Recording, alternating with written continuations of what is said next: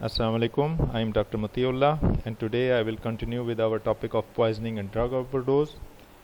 And in the end, we will also discuss a little about snake bites, which is also a common problem.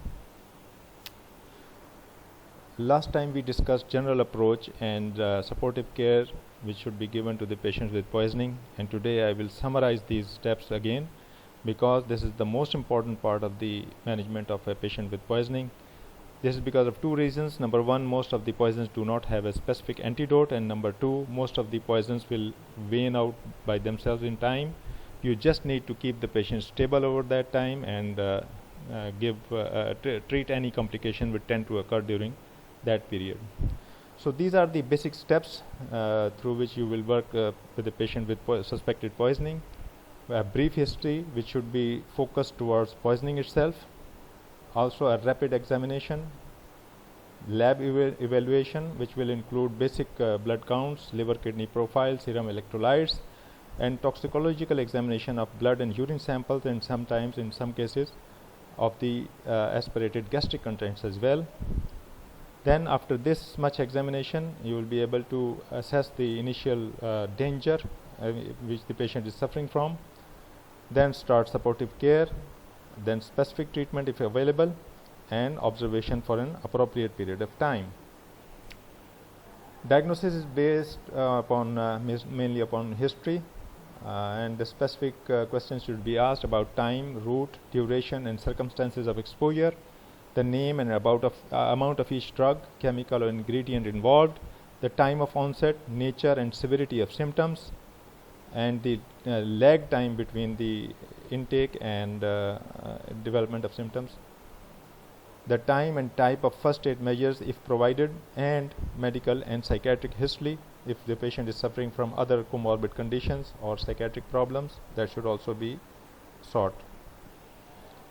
Physical examination should be brief but focused. It should especially focused on vital signs, especially the core temperature, and core temperature, as I already told, is taken by thermometers from rectal or esophageal monitoring, which truly represents the core temperature.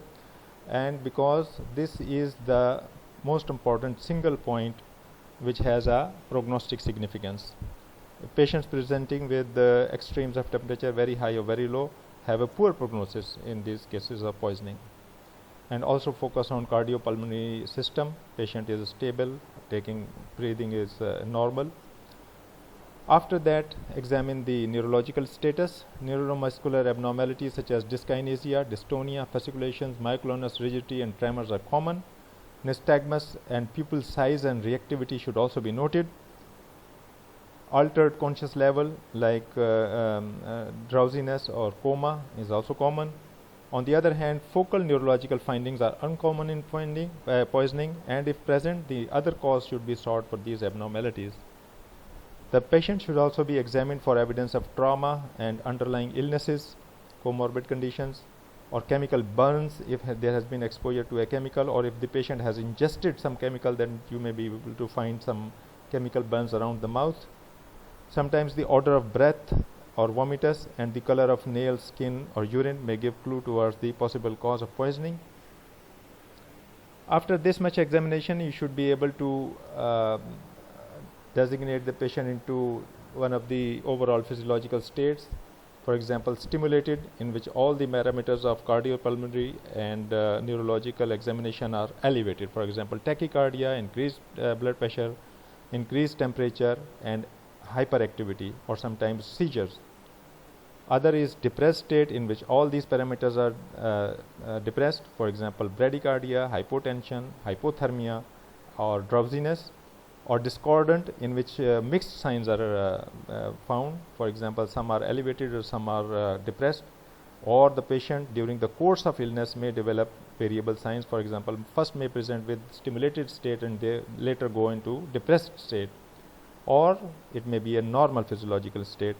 This may represent either an insignificant exposure or for one of those poisons which have a delayed onset of symptoms. For example, some drugs which are frequently made into long release formulations, once a day formulations, so they are slow release and their symptoms are delayed. So these patients require especially a prolonged and sufficient time of observation. Then specific signs pointing towards etiology should also be noted. For example, vital signs, neurological signs, including pupils and presence or absence of convulsions. Then sweating present or absent. These also point towards specific etiology, and based upon all these examination findings, you may be able to categorize the patient into one of the toxin syndromes, also called toxidromes, which point towards specific etiology. These are the few common toxic syndromes or toxidromes. For example, anesthetic or sedative toxidrome, which present with central nervous system depression leading to decreased level of consciousness, sometimes progressing to coma in some cases, depressed respiration, and in some cases ataxia or lack of coordination. Another one is anticholinergic toxidrome, which present with dilated pupil, which is non-responsive, decreased sweating, elevated temperature, and mental status changes, including characteristic hallucinations. Another is a cholinergic toxidrome, which is usually due to pesticide or nerve agent exposure.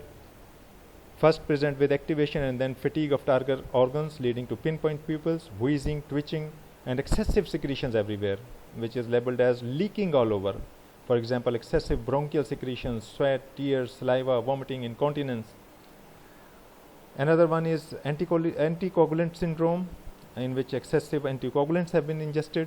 This present with altered blood coagulation, leading to excessive bruising, bleeding from mucous membranes and wounds, as well as internal bleeding, including intracranial and retroperitoneal bleedings. Convulsion syndrome, usually due to stimulant illicit drugs, present with central nervous system excitation, leading to generalized convulsions. Then irritant or corrosives, which are topically active. They may range from minor irritation of exposed skin, mucous membranes, pulmonary or GI tract, to severe coughing, wheezing, respiratory distress, and more severe GI symptoms that may ultimately progress rapidly to systemic toxicity as well. Another one, common one, is opioid toxidrome, opioid agonism leading to pinpoint pupil and central nervous system and respiratory depression. And sympathomimetic toxidrome, which is due to catecholamine excess or central nervous system excitation, leading to confusion, panic, and increased pulse, respiration, and blood pressure. So these are with the various common toxic syndromes which may be encountered and point towards specific etiology, and treatment will be according to these findings. These are the fundamental steps towards the management of poisoning. Most important, as I already told, which should be started immediately without further confirmation of the poison, which is the supportive care, which is the most important, which may include airway protection if the patient presents with coma, or oxygenation or ventilation if patients present with depressed ventilation or hypoxemia. Then treatment of arrhythmias if they occur, which are quite frequent in poisoning. Hemodynamic support if patient presents with hypotension or shock. Then treatment of seizures, correction of temperature abnormalities, both hyper and hypothermia, correction of metabolic derangements like acid-base imbalance or electrolyte imbalance. Then prevention of secondary complications. This is also a major complication if the patient is poorly handled. Patient may, for example, present with poisoning with coma, and he may develop aspiration pneumonia, and he may recover from the poisoning but suffer from the complications which are produced due to poor handling of the patient. Then the second step is prevention of further poison absorption. This is more important if the patient presents early, especially in the pre-toxic phases. So you may have to decontaminate by GI decontamination, which can be done by either gastric lavage, activated charcoal, whole bowel irrigation, dilution of the toxin, or endoscopic or surgical removal of the poison from the body cavity. Then decontamination of other sites, for example, eye discontamination, skin discontamination, or body cavity evacuation, because toxin may be absorbed from these sites as well. Another one is enhancement of poison elimination. Whichever has been absorbed sometimes can be eliminated more rapidly. This includes multi-dose activated charcoal administration, which is found to be helpful in elimination of the many poisons. Alteration of urinary pH sometimes lead to rapid excretion of some substances through the urine. Then chelation, especially in cases of heavy metal poisoning. Sometimes in heavy poisonings, extracorporeal removal by various methods like hemodialysis, hemoperfusion, hemofiltration, plasmapheresis, exchange transfusion, and sometimes, especially in cases of carbon monoxide poisoning, you may have to give hyperbaric oxygen.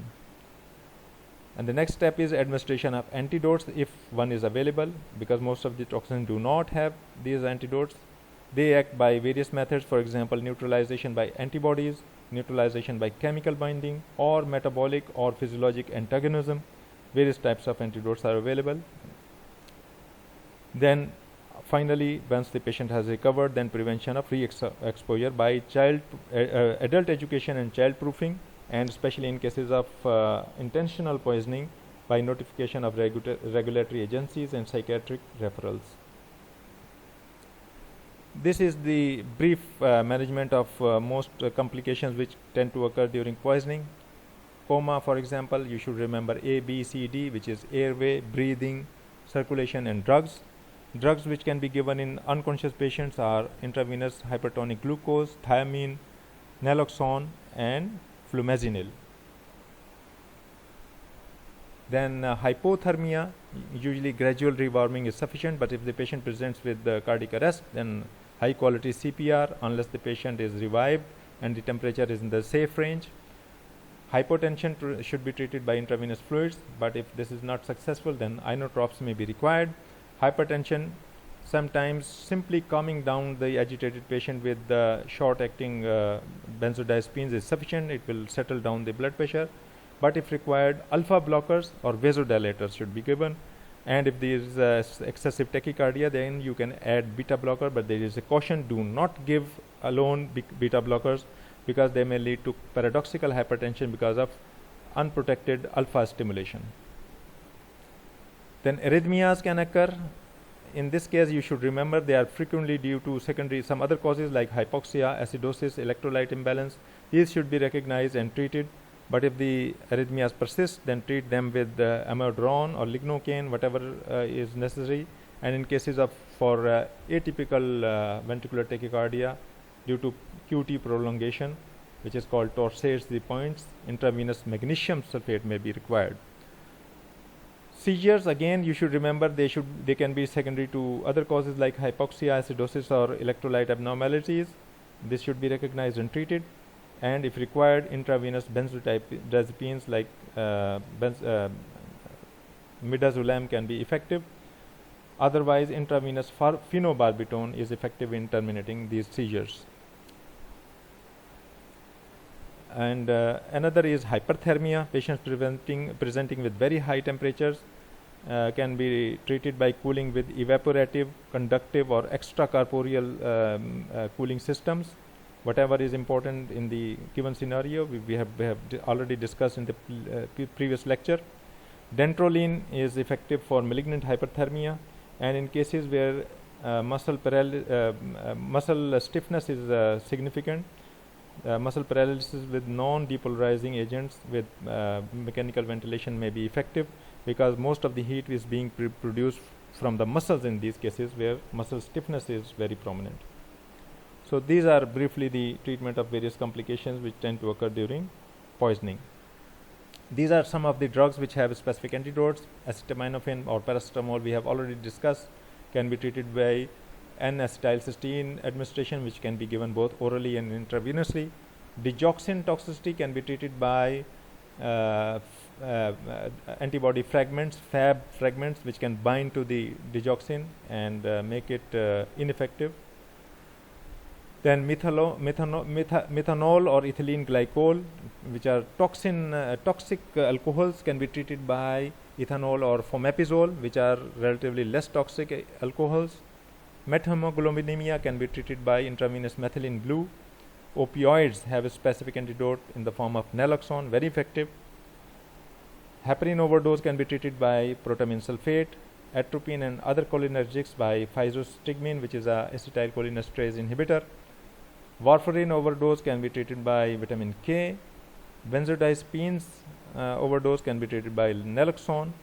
And acetylcholinesterase inhibitors, which are frequently carbamate or organophosphate pesticides, they can be treated by atropine or more specific antagonist, pralidoxim, which is a cholinesterase reactivator. These are some of the treatment strategies, not antidotes, which are specifically used in various types of poisoning. For example, carbon monoxide poisoning, you may need to give 100% oxygen, and sometimes hyperbaric oxygen is effective.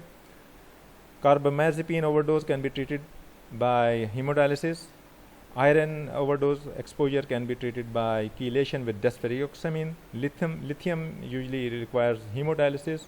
Salicylates can be managed by treatment with the hemodialysis, or sometimes simply alkaline diuresis, means making the urine alkaline promotes excretion of salicylates through the urine. Theophylline, high levels may require hemodialysis or hemoperfusion. Valproic acid overdose can be treated by L-carnitine or hemodialysis, or both together. Calcium channel blocker toxicity can be treated by intravenous calcium and glucagon, and beta blockers by intravenous glucagon, which is a specific inotrope which specifically stimulates by activating beta receptors. Now briefly, carbon monoxide poisoning, which is called the silent killer because it has no signs and symptoms. This is one of the more common poisonings, and overall the most frequent cause of mortality in poisoning, because most of these patients usually die at their residential place. Carbon monoxide is a colorless, odorless gas produced by combustion of carbon containing materials. Poisoning usually as a result of suicidal or accidental exposure, usually accidental exposure to automobile exhaust, smoke inhalation in a fire, or occasional exposure to an improperly vented gas heater, generator, or other appliances. The problem by which carbon monoxide causes poisoning is that it binds almost 250 times more avidly to hemoglobin compared with oxygen. Thereby it displaces oxygen from its site on the hemoglobin and impairs delivery of oxygen to the tissues. So it's very poisonous in very small doses. This is the comparison. Here it is the very familiar oxyhemoglobin dissociation curve, and on the other hand, in the red you will find carboxyhemoglobin dissociation curve, and you can easily appreciate that only very minor partial pressure of carbon monoxide can almost lead to 100% combination with hemoglobin, displacing all the oxygen from its site on hemoglobin. So this is the main important point, that it impairs the delivery of oxygen by hemoglobin to the tissues. Clinical findings: at low levels where carboxyhemoglobin saturation is around 10 to 20%, patient may present with headache, dizziness, abdominal pain, and nausea. With higher level of poisoning, patient can have confusion, dyspnea, or syncope.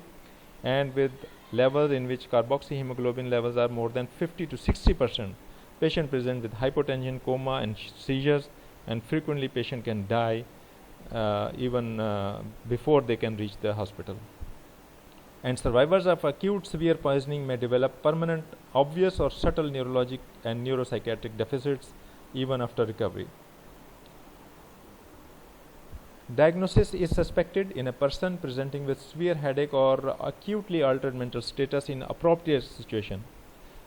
Most common appropriate situation is in cool environment. A patient sitting with a gas heater in a closed room is the appropriate setting, definitely. He is exposed to carbon monoxide. Specific diagnosis can be made by measurement of arterial or venous carboxyhemoglobin saturations, but this is not always available. Levels do not always correlate with clinical symptoms also. This is another problem.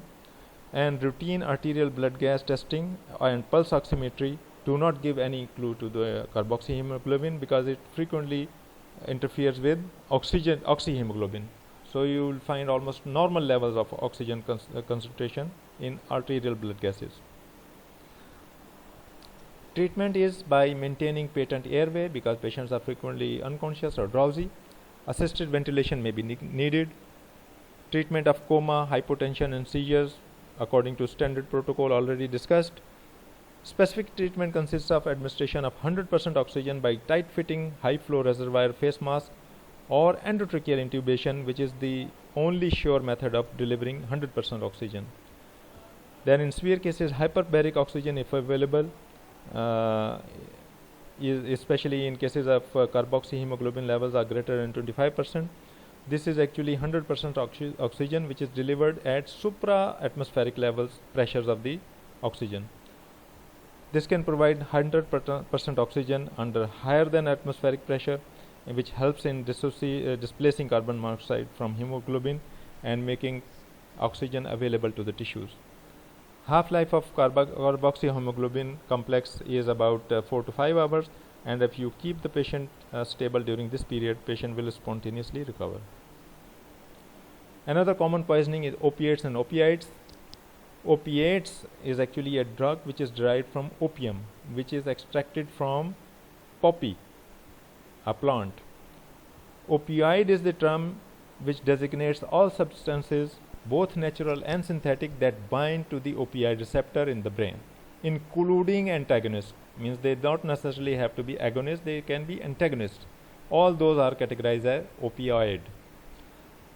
They consist of several medicines and illicit drugs including morphine, heroin, codeine, oxycodone, fentanyl, and hydromorphone for various indications, especially in severe pain.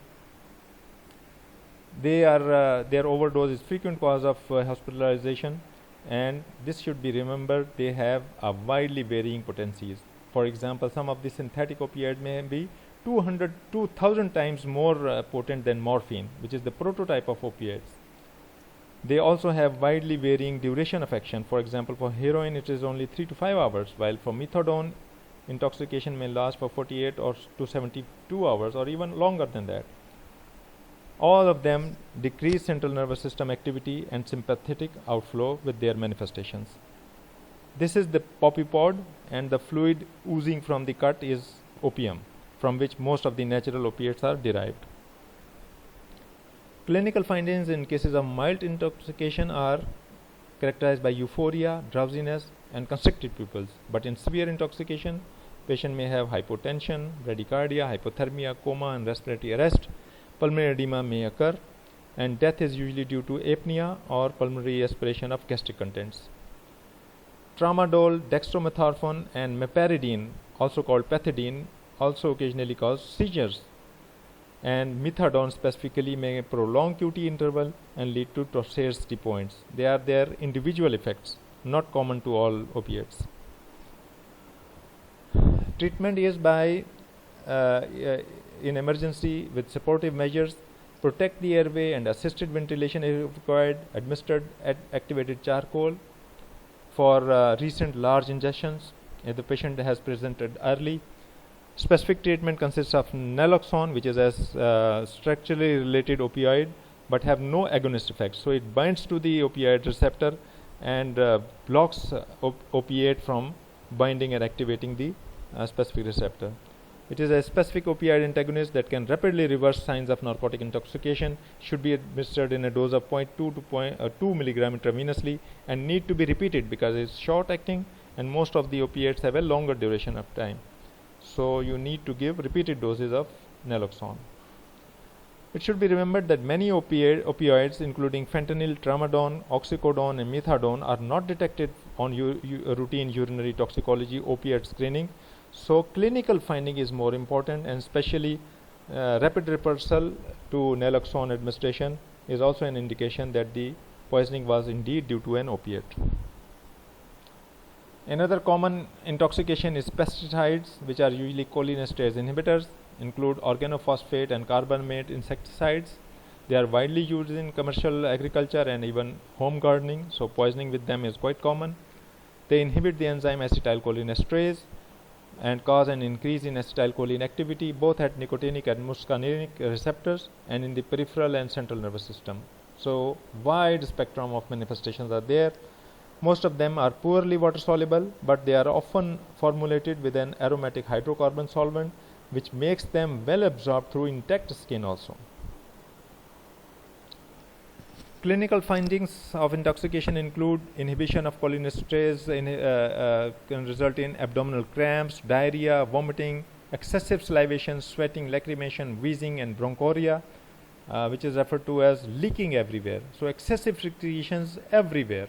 This is the prototype of this syndrome of cholinesterase inhibitors.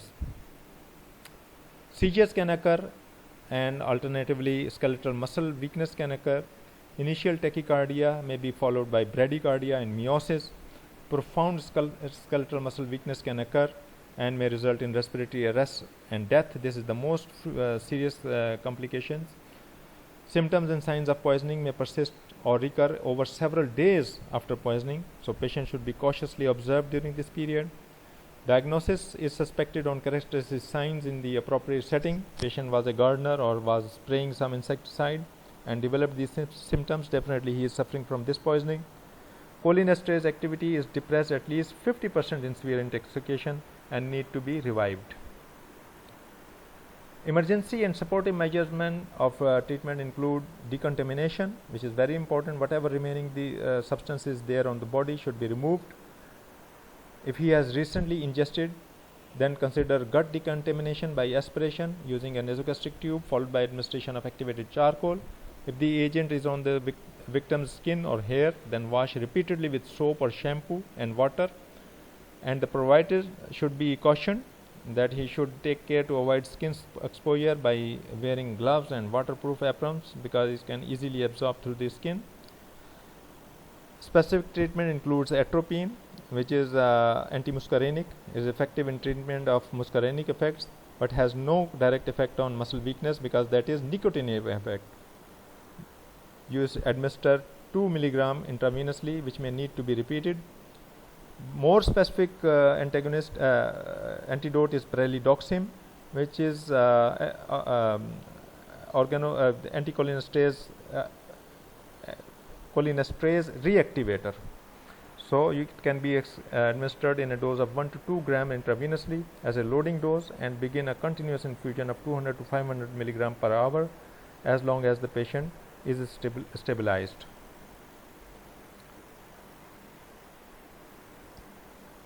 Another is salicylate poisoning. Salicylates are common prescription and over-the-counter medicines, include aspirin and bismuth subsalicylate, easily available, and overdose is quite common.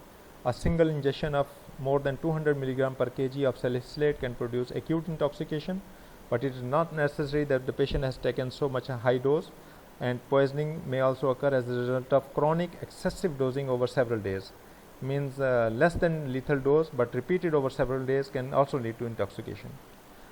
Salicylates uncouple cellular oxidative phosphorylation and interfere with several of the Krebs cycle enzymes, resulting in anaerobic metabolism and excessive production of lactic acid and heat.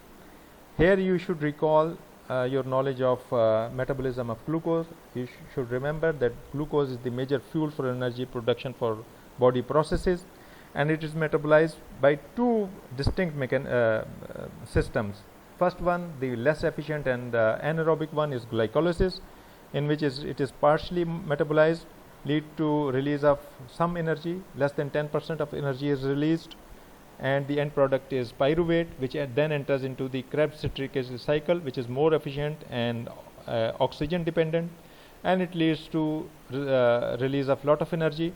All this energy is utilized to generate ATP from ADP. This process is called oxidative phosphorylation, but some of the energy cannot be utilized to generate ATP and is lost as waste energy, which is heat. But if this oxidative phosphorylation is uncoupled, this energy cannot be utilized to regenerate ATP, and all of this will be lost as heat. So excessive heat will be generated, and this pyruvate cannot enter into Krebs citric acid cycle, so it will be converted into lactate.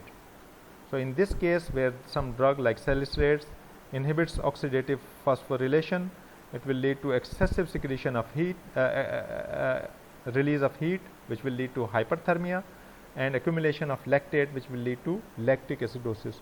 Both these conditions are very serious and life-threatening. Clinical findings in mild intoxication include nausea and vomiting and occasionally gastritis. Moderate intoxication, patient present with hyperpnea, which is deep and rapid breathing because of severe acidosis.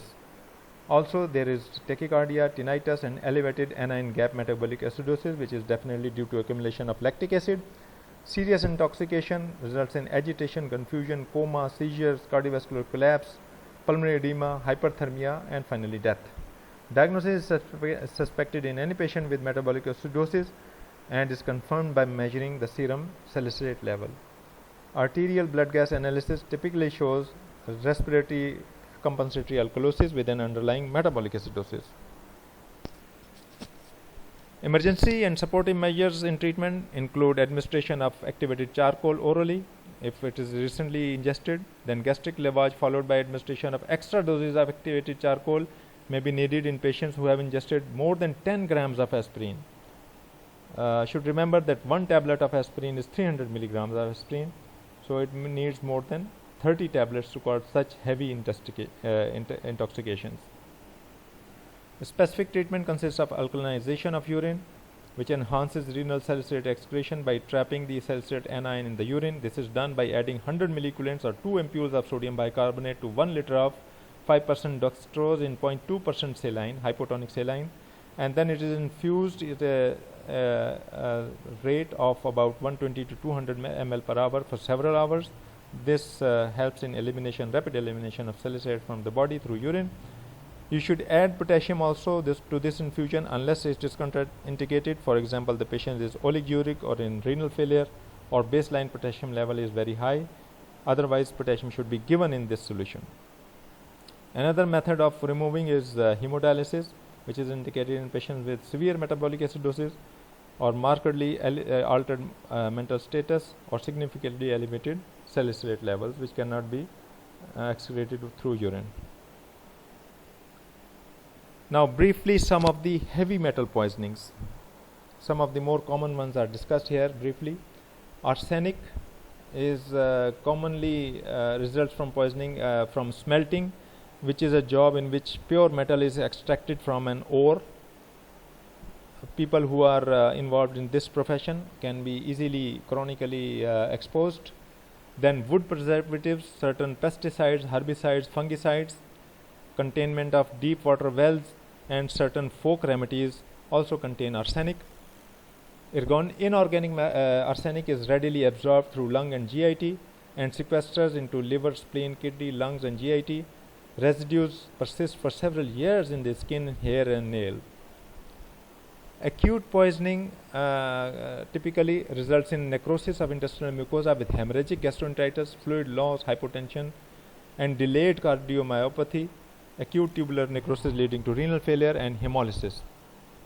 In chronic cases, patient may develop diabetes due to damage to the islet cells, vasospasm leading to peripheral vascular insufficiency and gangrene, peripheral neuropathy, and cancers of skin, lung, liver, bladder, and kidney.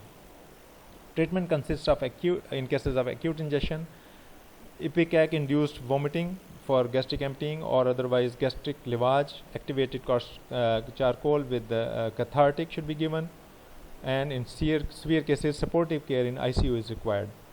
Chelation of the arsenic is done by intramuscular injection of dimercaprol, which is a 13-day course of injection. An oral alternative is Succimer or DMSA, which is less efficient.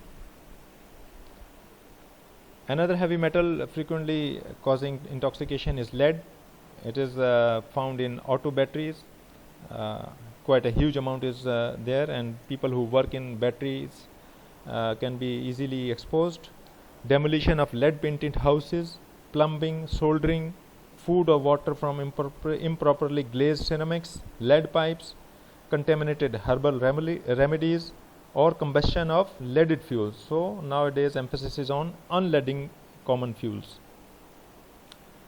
In blood, 95 to 99% of lead is sequestered in RBCs. So whenever you are going for a level in the blood, you should send a whole blood sample, not the serum.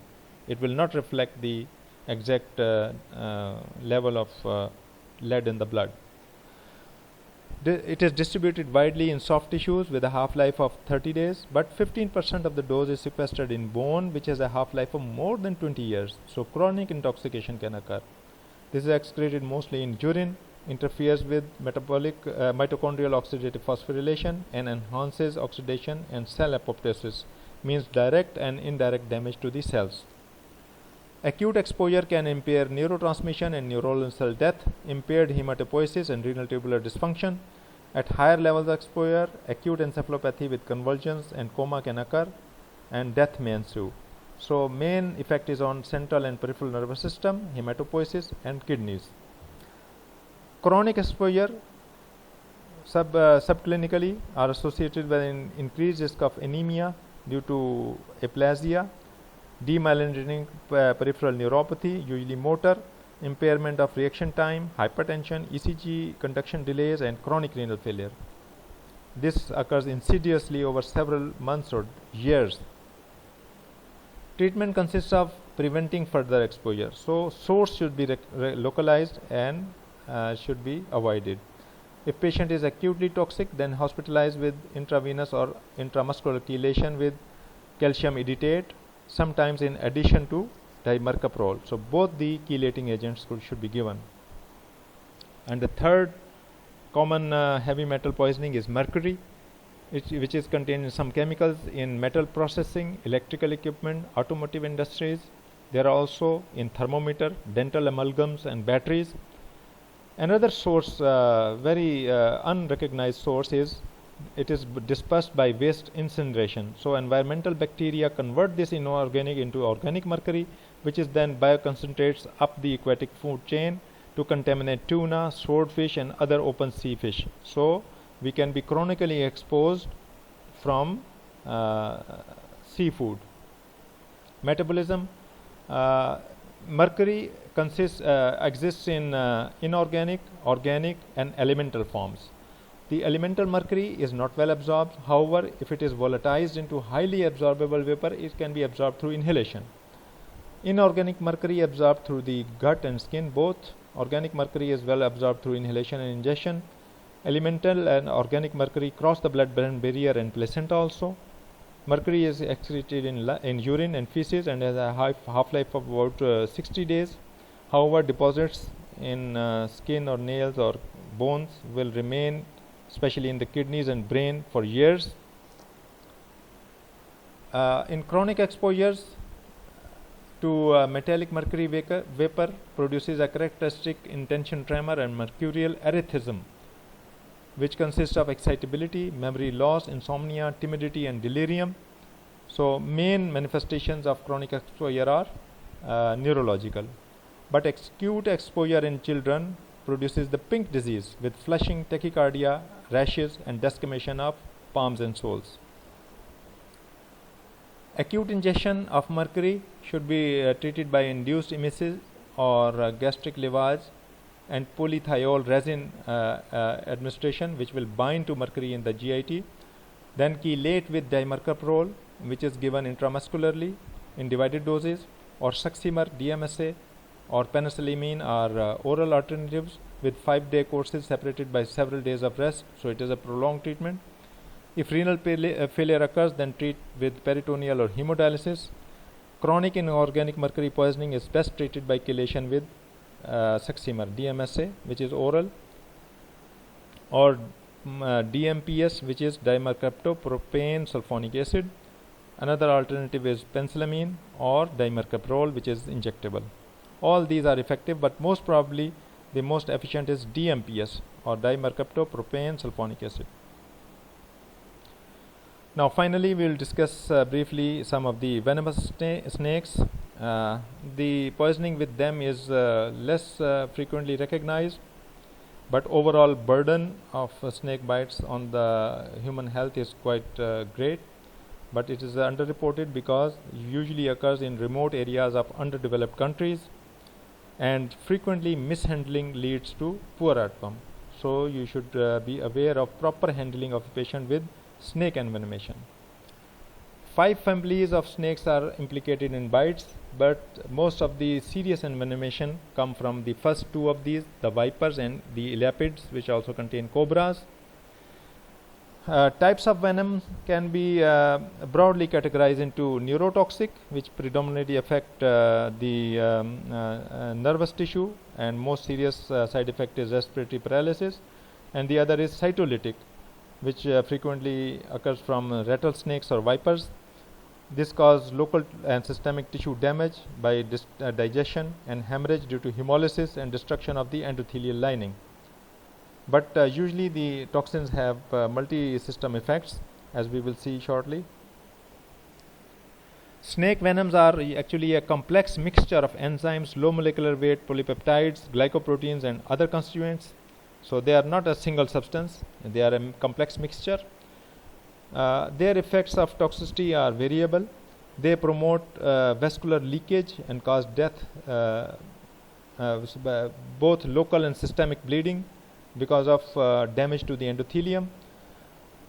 Proteolytic enzymes cause local tissue necrosis and affect coagulation pathway at various steps, leading to coagulopathy and bleeding, and they also impair organ function. Some myocardial depressant factors reduce cardiac output, and neurotoxins act either pre or postsynaptically to inhibit peripheral nerve impulses, leading to muscle paralysis. So most of these snake venoms have multi-system effects on their victims, but predominantly neurotoxic or cytolytic are broadly categorized, but usually they have multi-system effects. Clinical manifestations acutely, they consist of progressive local swelling, pain, ecchymosis, hemorrhagic bullae, and serum-filled vesicles and tissue necrosis at the site of the bite. Then gradually systemic features appear, which consist of changes in taste, mouth numbness, muscle fasciculations, tachycardia or bradycardia, hypotension, pulmonary edema, hemorrhage, and renal dysfunction. Envenomations by predominantly neurotoxic venoms cause neurologic dysfunction. Early findings may consist of cranial nerve palsies, including ptosis, altered mental status, and the most serious one, respiratory paralysis, which leads to respiratory arrest and death, which is the most serious complication. These are the findings, local findings. Earlier, there you can clearly see extensive edema around the fang marks, and there is some hemorrhage around the lesion also. But in late cases, on one side you see extensive ecchymosis, and on the other hand, extensive necrosis with bulla formation. Treatment, pre-hospital or field management. The most important intervention in the pre-hospital management is rapid delivery of the patient to a medical facility which is equipped to provide supportive care of airway, breathing and circulation, and antivenom administration. This is the only and the most effective intervention in the field, because most of the intervention done at the site are usually not helpful and actually hazardous.